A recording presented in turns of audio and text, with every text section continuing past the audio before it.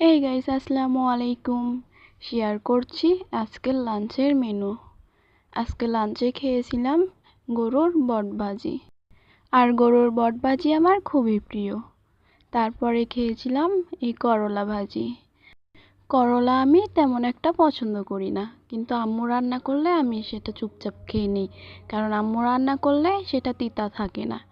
জানি না কি জাদু করে, আম্মু করলা দিয়ে যেটাই রান্না করে সেটাতে আর তিতা তিতা ফ্লেভারটা থাকে না, সেটা ঝোল হোক বা ভাজি, অন্য কিছু যাই হোক।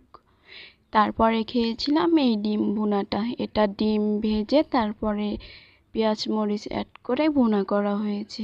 এটা খেতেও ভালোই লাগছিল। আলহামদুলিল্লাহ, এইগুলোই ছিল আজকে আমার লাঞ্চের খাবার।